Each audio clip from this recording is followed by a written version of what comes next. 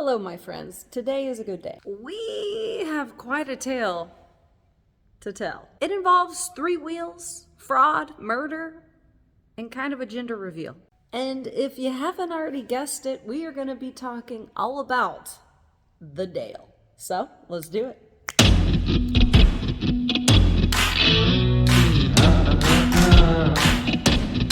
Now, maybe you're not familiar with this channel. Well, classic car history is my hobby, and if you're interested in that too, press subscribe, press like, and if not, that's fine too. With so many twists and turns in the story of the Dale, it's kind of hard to know where you should start. Like I said, murder, fraud, and a big surprise at the end, all right? But I think probably the best place to start this tale is with painting a little picture of the times. It is the 1970s, and the world, the US, is in the middle of a gas crisis. Everybody thinks that we're gonna run out of fuel, and that kind of time period is always an opportunity for smaller and more fuel-efficient cars. And usually good things always arise out of a gas crisis. We got the Mini, we got our little post-World War II bubble cars. But the Dale is a little bit different. Now, 2 years before the gas crisis is even a thing, there's an inventor and motorcycle enthusiast named Dale Clifft. Now, Clifft went ahead and tossed together a 305cc Honda Superbike, some metal tubing, and a little bit of Naugahyde, and he made himself a commuter car. Kinda more like a simple little commuter bike, but anyways, Dale thought it was a success. He was very happy with his invention. He really had no intentions on mass producing it. Now, that is until he met Geraldine Elizabeth Carmichael, also known as Liz Carmichael. She saw the opportunity in his commuter bike immediately. Liz offered Dale Clifft $1,001 for his invention. Also, millions and millions of royalties. But let's be honest, Dale never saw those royalty monies. The press and the media were fascinated with Liz Carmichael. And that's not a surprise. She had kind of a fantastical tale. She was the widow of a NASA engineer. She had 5 kids. She built her very first car at the age of 18, and she went on to get her mechanical degree. I mean, she didn't do any of those things, but she told the press she did. The press and the media were enthralled with her, and every time she was at a press conference or in front of a camera, she would tell them that she was going to rule the auto industry like a queen. Dale Clifft says, yeah, let's do it. He signs on with Liz Carmichael. She founds the 20th Century Motor Car Corporation to produce the tricycle commuter that she so aptly named the Dale. With the Dale, Liz Carmichael would capitalize on consumers' fears of the unending gas crisis. Liz touted that the Dale would have an 850cc motorcycle engine and it would be capable of 70 miles per gallon. That was mighty attractive back then, okay? And all of this could be had for just a mere $2,000. And customers were captivated by this. At the time, your contemporary cars had 11 miles per gallon. And all you had to do to get on the waiting list is make a measly deposit of $500. So a $500 deposit, plus that headline grabbing miles per gallon, well, everybody was going bananas for this banana car. But was the Dale capable of 70 miles per gallon? Well, probably, potentially. If it had ever been built, we may have found out. You can imagine something like this could have been shattering for the big 3 in the auto industry at the time. And Liz Carmichael definitely probably knew that. It is said by one of the employees of the 20th Century Motor Car Corporation that there was security at every turn. Bodyguards galore. Yeah, I mean, do we all remember what happened to Preston Tucker and his Tucker? But I have a feeling that maybe the big 3 did do their due diligence and check into the 20th Century Motor Car Corporation and figured out that it was a sham before everybody else did. What do you think? Now, another important thing to kind of paint a picture of the moment and the times was this is the 1970s feminist movement. And a story like Liz's, that was pure gold. She was a warrior widow, taking on the auto industry to make the world a better place.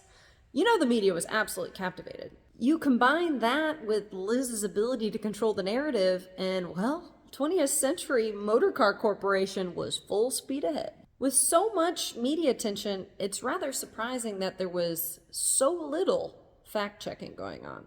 And that emboldened Liz to make more and more grandiose claims about the Dale's capabilities. She at one point claimed that the Dale was made of rocket structural resin called Rigidex, which apparently, or according to her, was 9 times as strong as steel. And that would have been dope as heck if it was, but it wasn't. It's really interesting. It was said that she took a sample of Rigidex, and she also took her engineers out to a shooting range and shot the sample. It shattered. But to me, that really says that she was a woman that believed what she was saying enough to try and demonstrate it. It's kind of wild to think about. Well, regardless of the Rigidex shattering and such, Liz in the 20th Century Motorcar Corporation was marching right on along. They were taking deposits, they were taking orders, and it would sound like everything was heading in the right direction. It would sound like that. However, there was one little problem. They had no car. No car at all, but they did have a date. June 1975 was the day that the Dale was supposed to be rolling off the production line. While the Dale was not a complex car, it did require fabrication that the inexperienced team at 20th Century Motorcar Corporation just didn't know how to deliver. And finally, the media that was so crazy for this story started getting a little bit suspicious. Disenchanted with the Dale and Liz, a group of reporters got together, hired a retired car engineer to join them on a planned factory tour with Liz so that he could tell them what was going on. They're not car experts. They paid him $100 to join them on the tour, and they said, hey, can you let us know if this is a scam? And immediately after the tour, on live TV, the engineer said something along the lines of, yeah, this seems like it could be a scam. And you would think that this would create public outrage, sales would plummet. It didn't. The opposite, in fact, happened. And one reporter said he thinks that they jumped in sales by 200%. But Liz and 20th Century were about to find themselves in trouble. If you are taking money for a product that doesn't quite exist, you got to put that money in a very specific bank account. And naturally, Liz was not doing that. Soon, the California state government would catch a little wind of the suspicious press going on about 20th Century. They would do a little investigating, and they would send Liz and 20th Century a cease and desist letter, mandating that they take no more orders for the Dale. But do you think they did that? Nope. Liz did not comply. And she also jumped on the offensive that this was all a result of the Big Three and their government cronies. She also claimed that sabotage had been going on at the 20th Century factory. Stolen plans, fires started, busted locks, and false reports being sent to the government. Now, all of this is going on, and consumers are still sending their money to 20th Century, still putting in their deposits.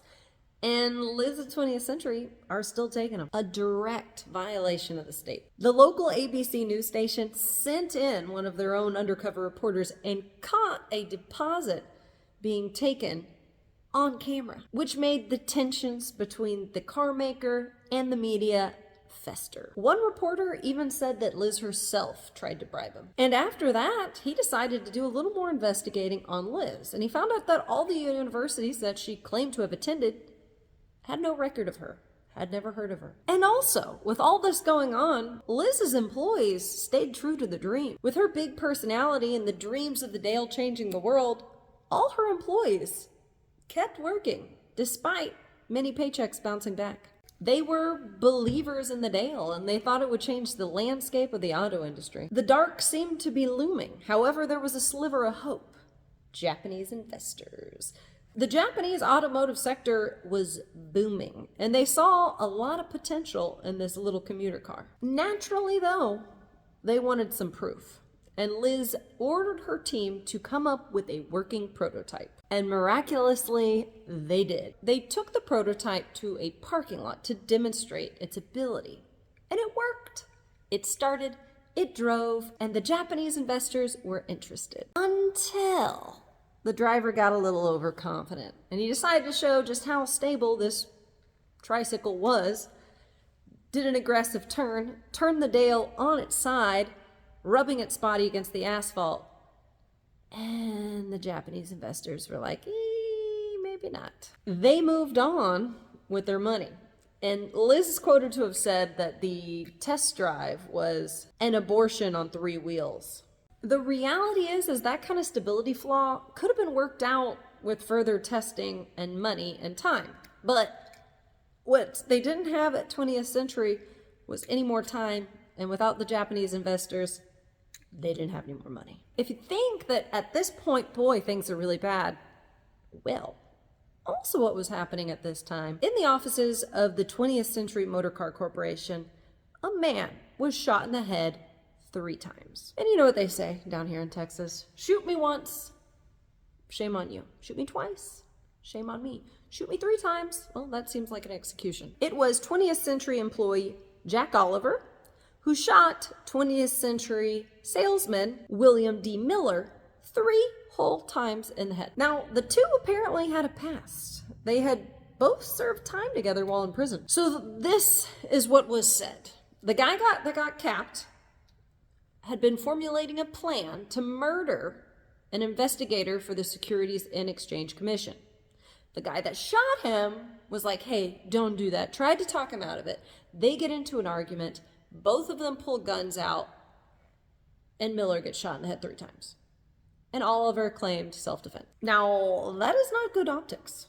Even with government investigations, even with fraud reports, even with a mob-style murder going on in the very offices of this car maker, people were still forking over deposits to try and get their hands on the Dale. The Price is Right even gave one away as a prize. Well, soon everything would just kind of start crumbling. Liz and 9 other employees were indicted on charges of fraud, as the government never really believed that the Dale would be anything more than a prototype. With those charges, Liz and her family, they went on the run. And it was at this time that this story went national. This became a sensation, and it's not why you're about to think it did. You see, the police got a warrant to search Liz's home, and within there, they found wigs, padded bras, and on their report, they stated a device used for female impersonators to hide their gender. And it was at this point in time that the press, the police, the public, everybody figured out that Liz Carmichael was in fact a transgender woman. While she had been a man, Jerry Dean Michael, she had racked up numerous charges from counterfeit to fraud. She had been selling vacuums, taking deposits, but never delivering the actual product. Sounds familiar. And while she was still Jerry Dean Michael, not yet Liz Carmichael, she married 4 times, and if I counted correctly, had 10 kids between those 4 wives. Just a few months after going on the run, she was found in Florida, which is where everybody should go when they're on the run, I'll be honest. Not speaking from experience. And the state of California didn't know whether to try her as a woman or a man. And really, her case was a landmark case of the 1970s. Liz declined a court-appointed attorney and decided to represent herself. She would be found guilty of 26 counts. And it was estimated that she defrauded consumers and investors anywhere between $1 to $3 million. She was sentenced anywhere from 2 to 20 years and $30,000 to pay back in restitution. But that is not the end of the story for Liz Carmichael. In 1980, when she was out on bail, she decided to run for it. And she wouldn't be found, all right? Until they did an episode on her on Unsolved Mysteries. That was a great show. In 1989, they found her. And you'd be surprised where she was found. They found Liz Carmichael, selling roadside flowers in Dale, Texas. That's a full circle. What about that? Was that not a sensational story? There were a couple of twists and turns in there that were frankly a little bit unexpected. Do you think that the Dale was ever truly going to be a product? I kind of think they were trying, but it's like the fire festival of this day. There are some folks out there that really believe in what they're doing, but don't understand the work and the reality behind it to get there. I don't know, what do you think? Now, a similar but absolutely not similar case is when Preston Tucker got taken to court because they didn't think he was actually building these cars. And he drove, at the time, was it like 40 something, 40, 50, 52 or something to park right outside. There's a number and I'm going to look it up. I can't remember. He parked all the ones that he had already made outside the courtroom. That was some big three bull honky right there. All right, guys, I'm off to a Christmas party. As you can see, I'm not wearing my normal Shook uniform. It's holiday season, you know. If you aren't already subscribing and you want to, go ahead. If you want to like, subscribe, that's great. And if you don't, that's fine too. So, see you next week. Bye.